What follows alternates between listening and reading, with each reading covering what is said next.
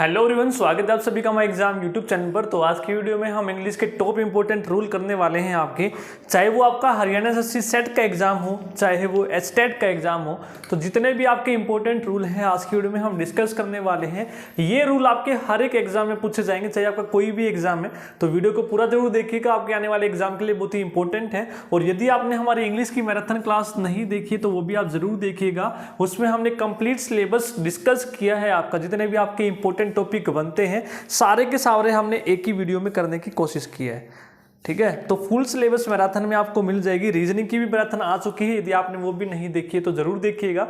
हमारे चैनल पर 3 full syllabus की मैराथन आ चुकी है, हिंदी, रीजनिंग एंड इंग्लिश की, तो जरूर देखिएगा। तो स्टार्ट करते हैं। जो टॉप इंपोर्टेंट रूल है, सबसे पहला है आपका the director and the producer has come. अब देखिए, जब भी आपका दो अलग अलग नाउन के साथ आपको आर्टिकल लगा मिले तो इसका मतलब अलग अलग बंदों की यहाँ पर बात हो रही है। बिल्कुल आसान भाषा में समझेंगे। अब देखिए, डायरेक्टर भी आपका है, द के साथ लगा हुआ है, द आपका प्रोड्यूसर के साथ भी लगा है, यानी कि द आपका दो अलग अलग नाउन के साथ लगा है, यानी कि व्यक्ति भी क्या है, अलग अलग हैं। और इन दोनों को किससे जोड़ा गया है, एंड से। तो जब भी अलग अलग व्यक्तियों को आप एंड से जोड़ते हैं तो आपकी जो वर्ब आती है प्लूरल आती है, ना कि सिंगुलर। तो यहां पर आप क्या बोलेंगे, the director and the producer have come. Has की जगह आप क्या यूज करेंगे, हैव। तो कई बार आपको क्या मिलेगा, यदि यहां पर एक ही आर्टिकल का यूज हो रहा है तो इसका मतलब क्या है कि दोनों के दोनों जो हमने नाउन यूज किए हैं वो एक ही व्यक्ति के लिए किए हैं और व्यक्ति भी एक ही है, तो उसके हिसाब से यहां पर आपका सिंगुलर आएगा। क्लियर है। तो यहां पर अलग अलग यूज किए हैं तो उसके अकॉर्डिंग यहां पर ये प्लूरल है, तो हैज को आप किस में बदलेंगे, हैव में बदलेंगे। क्लियर है। तो ये इंपॉर्टेंट रूल है आपका, हर बार एग्जाम में पूछा जाता है। तो जितने भी आपके इंपॉर्टेंट है वो आज की वीडियो में हम डिस्कस करने वाले हैं। तो वीडियो में बने रहिएगा, आपके बहुत ही कंसेप्ट क्लियर होने वाले हैं आपके इंग्लिश में। तो यदि आप हर एक टॉपिक वाइज देखना चाहते हैं तो इंग्लिश की प्लेलिस्ट बनी हुई है, तो वो आप देख सकते हैं। नेक्स्ट कंसेप्ट हमारा more than one man were present there. अब यहां पर जो नेक्स्ट कंसेप्ट है हमारा वो है मोर देन का। जब कभी भी आप मोर देन वन यूज करते हैं, इसके बाद आपका वर्ब और नाउन दोनों क्या आते हैं, सिंगुलर आते हैं। तो मोर देन वन सिंगुलर, सिंगुलर आप याद रखेंगे। मोर देन वन मैन, तो मैन आपका क्या है, सिंगुलर है, तो इसके बाद आने वाली वर्ब भी आपकी क्या होगी, सिंगुलर होगी। तो वर्ब को आप किससे बदलेंगे, रिप्लेस करेंगे, you will replace verb with was. Clear है। More than one man was present there, एक से अधिक आदमी वहां पे उपस्थित था। तो कई बार आपको यहां पे ये भी मिलेगा, मोर प्लूरल देन वन। ठीक है, तो ये आपका कंसेप्ट अलग है। मोर के साथ आपका प्लूरल आया है, देन वन है, तो यहां पर आप प्लूरल यूज करेंगे। लेकिन जब मोर देन वन की बात आएगी, जो जहां पर भी आपको मोर देन मिल जाए, मोर देन वन, तो सिंगुलर सिंगुलर। एक और है आपका मैनी आ। ठीक है, मैनी आ का साथ भी आप क्या यूज करते हैं, सिंगुलर। तो मैनी ए के साथ भी आपको प्लूरल दिया जाता है, तो मैनी आ मैन। ठीक है, मैनी आ मैन, तो मैनी के बाद सिंगुलर, इसके बाद भी आने वाली वर्ब क्या होगी, सिंगुलर। तो ये मैनी के कंसेप्ट और मोर के कंसेप्ट आप याद रखने वाले हैं, यहां पर याद रखिएगा। नेक्स्ट हमारा कंडीशनल का है, if I had 2 houses I would have given 1 to you. यदि मेरे पास 2 घर होते तो उनमें से एक मैं तुम्हें दे देता। अभी यहाँ पर बात है कि ना होने की प्रोबेबिलिटी यहाँ पर है, होते तो देता। तो यहाँ पर जो आपका कंडीशनल होगा यूज V2 के साथ आपका वुड है, फर्स्ट फॉर्म यूज होता है, वुड और फर्स्ट फॉर्म। अब देखिए यहाँ पर आपका क्या यूज किया गया है, इफ आई हैड।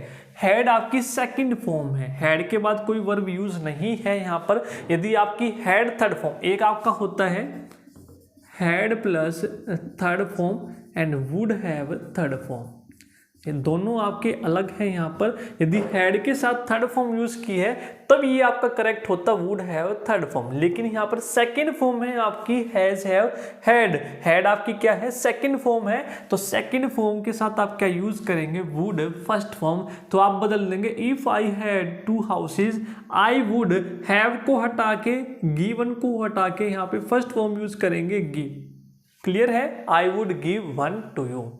तो ये आपके कंडीशनल है, आपको याद रखने हैं। नेक्स्ट हम बात करते हैं biology has been defined the study of organism. तो बायोलॉजी ने क्या डिफाइन किया है? Study of organism. क्लियर है। अब जो नेक्स्ट कंसेप्ट है हमारा वो आपको याद रखना है। कुछ वर्ड आप याद रखेंगे RDD। कैसे याद रखना है इसी तरीके से मैं आपको बताऊंगा। RDD TVK। तो ये आपके कुछ वर्ड हैं जिसके साथ आप एज का यूज करते हैं। तो R का मतलब क्या होगा यहाँ पे? रिगार्ड। D का मतलब होगा यहाँ पर डिस्क्राइब। A को D का आपका मतलब होगा यहाँ पे डिफाइन। T का मतलब होगा यहाँ पे ट्रीट। V का मतलब यहाँ पे होगा व्यू।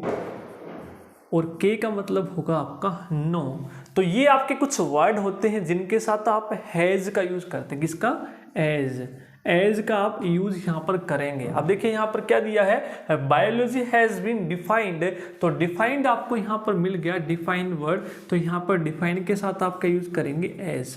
तो defined has the study of organism. तो ये आपको याद कर लेने हैं। ये वर्ड है जिनके साथ आप एज का यूज करते हैं। जो वर्ड के साथ आप एज का यूज नहीं करेंगे वो आप याद रखेंगे नेट CCMA। ठीक है, नेट CCMA। अब ये नेट का मतलब क्या है? नेम। N से नेम, E से आपका बनेगा इलेक्ट, T से आपका बनेगा think, C call, consider, choose, M से बनेगा मेक, A से बनेगा अपॉइंट। तो ये वर्ड जहां भी आपको दिख जाए इनके साथ आप एज का यूज नहीं करेंगे। क्लियर है। आपको यहां पर दिया जाएगा name has, elected as, think as, call as, chosen as, consider as, appoint as. तो वहां पर आप हटाएंगे, केवल इनके साथ आप एज का यूज करेंगे। Regard, describe, define, treat, view, know. Clear है। आगे चलते हैं, इसको नोट डाउन कर लीजिए, फिर इसको रब करते हैं। नेक्स्ट कंसेप्ट हम पढ़ेंगे। यदि आपको वीडियो पसंद आ रही है तो प्लीज़ वीडियो को लाइक ज़रूर कर दीजिएगा। पहली बार देख रहे हैं चैनल को तो सब्सक्राइब ज़रूर कर ले। इसी तरह से आपको क्लासेस मिलती रहेंगी हर एक सब्जेक्ट की रेगुलर। इसका स्क्रीनशॉट लेना चाहे तो आप ले सकते हैं। नेक्स्ट जो कंसेप्ट है हमारा वो प्रोनाउन का है। जब भी आप एक ही सेंटेंस में एक से ज़्यादा प्रोनाउन यूज़ करेंगे, ठीक है, एक से ज़्यादा प्रोनाउन यूज़ करेंगे, उनका ऑर्डर क्या होता है यूज़ करने का? अब देखिए यहाँ पर क्या है? He, you and I shall study for the exam. He, वह, तुम और मैं एग्जाम के लिए क्या करेंगे? स्टडी करेंगे। तो जब भी एक से ज़्यादा प्रोनाउन आपके आए तो उसका ऑर्डर होता है यूज़ करने का 2, 3 और 1। सेकंड पर्सन, थर्ड और फर्स्ट, ये आपका ऑर्डर होता है। तो फर्स्ट है आई वी, थर्ड आपका ही सी इट, सेकंड आपका यू।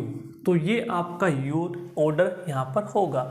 तो ही आपका क्या है? थर्ड पर्सन है, यू आपका सेकंड है, आई आपका फर्स्ट पर्सन है। तो आप कैसे यूज करेंगे? यहाँ पर यू को पहले लेके आएंगे तो आप बोलोगे यू, ही एंड आई। इस तरीके से आप बोलेंगे 2, 3 और 1 ऑर्डर। यदि मान लीजिए 2 ही हैं आपके, तो यदि सेकंड और थर्ड है तो ऑर्डर ये होगा 2, 3, 2 को पहले 3 को बाद में। यदि थर्ड पर्सन और फर्स्ट है तो 3, 1 ऑर्डर। यदि सेकंड और फर्स्ट है तो 2 को पहले 1 को बाद में। यदि तीनों है तो 2, 3, 1। तो इसके अकॉर्डिंग आप यूज करेंगे। फिर सर आप बोलेंगे 1, 2, 3 कहाँ पर यूज करेंगे? तो जहां पे भी आपके जो प्रोनाउन है प्लूरल है, क्या है? प्लूरल फॉर्म है या फिर नेगेटिव सेंस में है, नेगेटिव एंड प्लूरल सेंस में आपका जो ऑर्डर होता है वो 1, 2, 3 होता है। क्या होता है? 1, 2, 3। देख लीजिए यहाँ पर वी है यदि फर्स्ट पर्सन में, फर्स्ट पर्सन यहाँ पे है, वी है, फिर यू है, फिर ही सी इट दे है। तो यदि ये आपका है प्लूरल फॉर्म में तो आपका ऑर्डर होगा 1, 2, 3। या फिर कोई नेगेटिव सेंस से दोष है तो वहां पे भी ऑर्डर आपका क्या होगा? 1, 2, 3 का होगा। यहाँ पर आपका 2, 3, 1 नहीं होगा। तो वो आपको समझ में आ जाएगी सेंस है। जहां पर कोई नेगेटिव सेंस आ रही है, कहीं पर कोई दोष की बात हो रही है तो 1, 2, 3, अन्यथा आप यहाँ पर 2, 3, 1 ही यूज करेंगे। क्लियर है। आगे चलते हैं। नेक्स्ट है your house is better than my. अब देखिए यहाँ पर जब भी कंपैरिजन की बात होती है, इसको रब कर देते हैं। नेक्स्ट कंसेप्ट सीखते हैं। जब भी कंपैरिजन की बात आती है जब भी आप दो सब्जेक्ट को कंपेयर करते हो तो सब्जेक्ट को सब्जेक्ट के साथ कंपेयर करते हो और ऑब्जेक्ट को कंपेयर करोगे तो ऑब्जेक्ट को ऑब्जेक्ट के साथ ही कंपेयर करोगे। ऐसा नहीं है कि ऑब्जेक्ट को सब्जेक्ट के साथ कंपेयर कर रहे हो और सब्जेक्ट को ऑब्जेक्ट के साथ कंपेयर कर रहे हो। तो यहाँ पर देखिए लिखा है यूअर हाउस, तो यूअर हाउस तुम्हारा घर, तो घर को यहाँ पर कंपेयर कर रहे हो तो जिसका भी घर कंपेयर कर रहे हो तो सामने वाले के भी घर से ही कंपेयर करोगे। ऐसा नहीं है कि अपने घर का कंपैरिजन आप सामने वाले से कर रहे हो, जो खड़ा है उसके घर से ही कंपैरिजन करोगे। तो क्या बोलोगे, your house is better than my. यहाँ पे माई का मतलब क्या हुआ, माई के बाद दिखाओ तो सही किसका कंपैरिजन कर रहे हो आप। यूअर हाउस तुम्हारा हाउस मेरे हाउस से अच्छा है, तो better than my house, better than my house. या तो आप ऐसे बोलिए या फिर आप पोजेसिव प्रोनाउन का यूज कीजिए। तो माई की जगह आप क्या यूज करेंगे, माइन, पोजेसिव प्रोनाउन। यदि आपको एडजेक्टिव यूज करना है तो एडजेक्टिव के बाद नाउन आप हमेशा यूज करेंगे जिसके लिए आप वो यूज कर रहे हैं। या तो माइन बोलिए क्योंकि माइन का मतलब ही ये होता है आपका माई हाउस, इसमें छिपा होता है आपका। या फिर बोलिए your house is better than my house. Clear है, क्योंकि यहाँ पर कंपैरिजन किसका चल रहा है, हाउस का।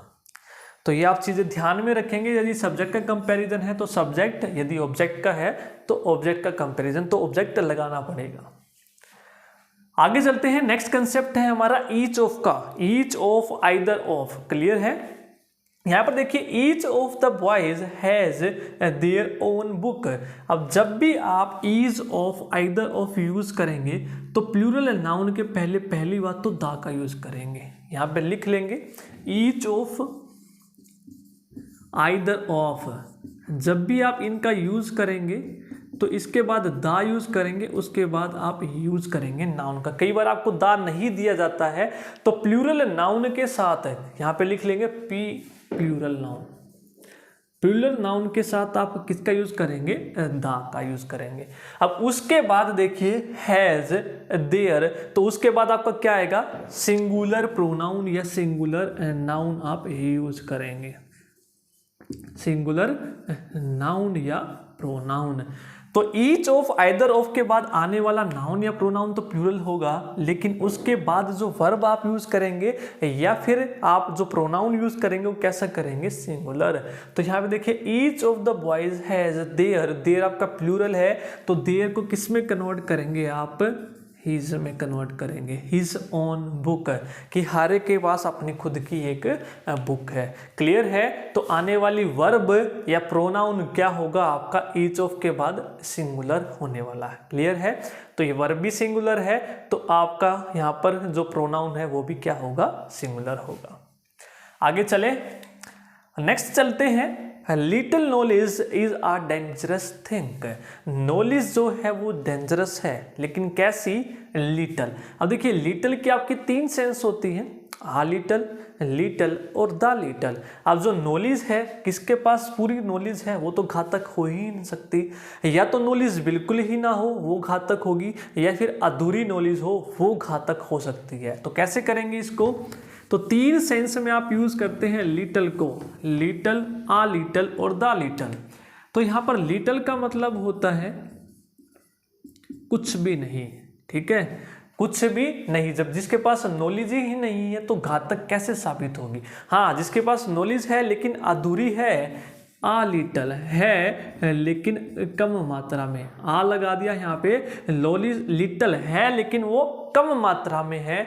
इसके अलावा आपका द, नॉलेज है लेकिन वो निर्धारित है, जितनी भी है वो काफ़ी है। क्लियर है, जितनी भी है वो काफ़ी है।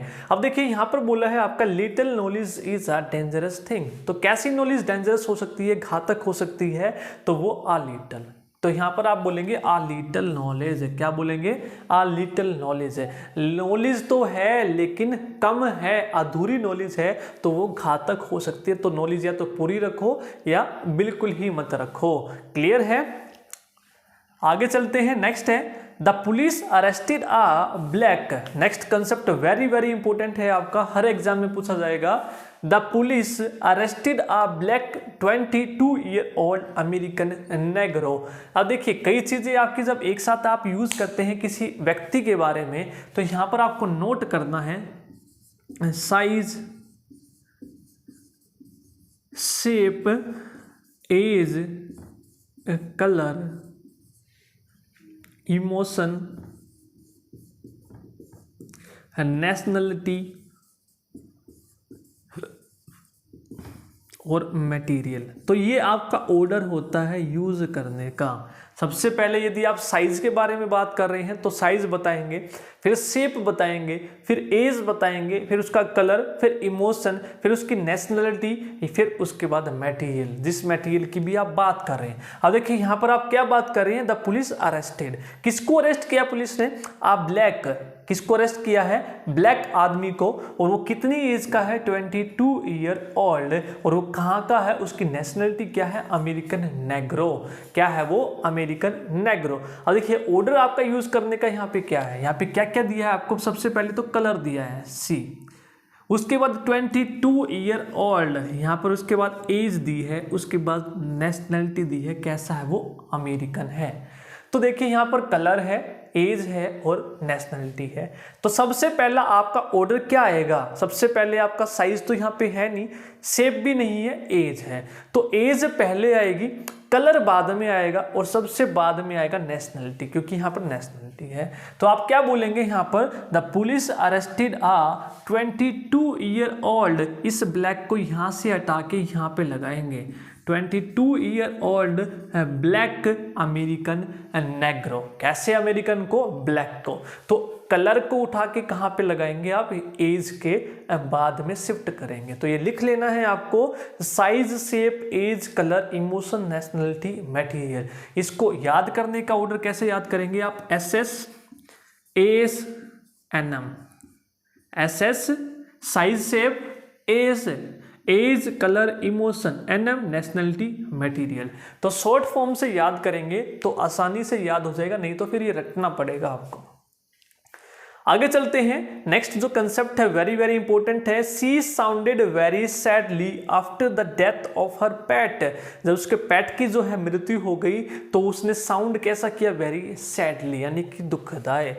तो जब भी आपकी 6 सेंसेस यूज होती हैं, क्लियर है, जब भी आपकी 6 सेंस यूज होती है, 6 सेंस का मतलब जो भी आपकी 6 इंद्रियों से संबंधित है, जैसे स्मेलिंग हो गई, सेंस हो गई, टेस्ट हो गई, तो इसके साथ आप हमेशा क्या यूज करेंगे, एडजेक्टिव का यूज करेंगे, कभी भी आप एडवर्ब का यूज नहीं करेंगे। जो भी आपकी वर्ब ऑफ सेंसेशन है, सेंसेशन के साथ आप क्या यूज करेंगे, एडजेक्टिव, क्या यूज करेंगे, एडजेक्टिव, और आपको एडवर्ब देके यहाँ पर एरर दी जाएगी। अब देखिए सी साउंडेड, साउंड क्या है, आपकी सेंसेशन से संबंधित है, साउंड आपकी स्मेल हो गई, नोटिस हो गई, फील हो गई, ये सारी क्या है आपकी सेंसेशन से संबंधित है। तो सी साउंडेड वेरी सैडली, तो सैडली आपका क्या बन गया, यहाँ पे देखिए सी साउंडेड वेरी सैडली। तो सैड में आपका एडजेक्टिव बनता कैसे है, नाउन में आप ly लगाते हैं तब आपका क्या बनता है, यहाँ पर आपका एडजेक्टिव बनता है। तो ये आपको ध्यान रखना है। तो 6 सेंसेशन के साथ क्या यूज करेंगे आप, एडजेक्टिव। तो इस तरह से आपकी एरर इसमें क्या हो जाएगी, सैडली में। सैडली में क्यों होगी, क्योंकि सैड आपका क्या है, यहाँ पर एडजेक्टिव है, क्या है आपका, एडजेक्टिव है। She sounded very sad after the death of her pet. Sad जैसे बोलते हैं ना, सैड एडजेक्टिव क्या होता है, जो आपका क्वालिटी बताता है नाउन एंड प्रोनाउन की, दुखी। तो क्या बता रहा है, आई एम सैड, तो वो एडजेक्टिव बता रहा है, उसकी क्वालिटी बता रहा है। तो सैड अपने आप में क्या है, एक एडजेक्टिव है। तो यहाँ पर एडजेक्टिव में जब आप ly लगाते हैं तो आपका क्या बनता है, एडवर्ब, और नाउन में आप ly लगाते हैं तो क्या बनता है, एडजेक्टिव। तो कई बच्चे इसको क्या समझते हैं, इसको एडजेक्टिव मानने की यहाँ पर गलती करते हैं कि भाई सैड है, सैड में ly लगा दिया तो ये क्या बन गया, एडजेक्टिव, और ये ठीक हो गया। लेकिन सैड अपने आप में क्या है, एक एडजेक्टिव है, क्लियर है। तो यहाँ पर आप क्या यूज करेंगे, सैड। नेक्स्ट जो कंसेप्ट है हमारा, what sort of a man is he. ठीक है, what sort of a man is he. तो यहां पर आप क्या बोलेंगे, नोट डाउन कीजिए, बताइए, फिर मेरे को स्क्रीनशॉट लेना चाहे तो आप ले सकते हैं। तो यहाँ पर आपको दो एरर मिलेगी। सबसे पहली बात तो यहाँ पे देखिए what sort of a man is he. सबसे पहली बात तो यहाँ पर आपका क्वेश्चन इंटेरोगेटिव नहीं है, ये इज आपका पहले लगा है हेल्पिंग वर्ब, तो आप इसको चेंज करेंगे what sort of a man he is. Clear है, ही इज, क्योंकि आपका सब्जेक्ट के बाद ही क्या आता है, हेल्पिंग वर्ब आता है सिंपल में, सेंटेंस में। उसके अलावा जो आपका कंसेप्ट है इसमें वो क्या है आपका, type of, kind of, variety of और सॉर्ट ऑफ। इनके बाद आप एडजेक्टिव ए का यूज नहीं करते हैं, ठीक है। Type of, kind of, variety of, sort of. तो आपको जब भी मिलेगा ये देखेंगे व्हाट सॉर्ट ऑफ, तो सॉर्ट ऑफ मिल गया, तो सॉर्ट ऑफ के बाद आप ए का यूज यहाँ पे नहीं करेंगे, आप सिंपल बोलेंगे what sort of man he is. Clear है, तो इस तरीके से आपको यूज करना है। तो ये थे आज की वीडियो में आपके इंपॉर्टेंट कंसेप्ट। आई होप आपको वीडियो पसंद आई होगी। यदि वीडियो पसंद आई है तो लाइक ज़रूर कर ले, और इसी तरह की वीडियोस पाने के लिए चैनल को ज़रूर सब्सक्राइब कर ले। आज की वीडियो में इतना ही, जल्द ही मिलेंगे नई वीडियो के साथ। Thank you.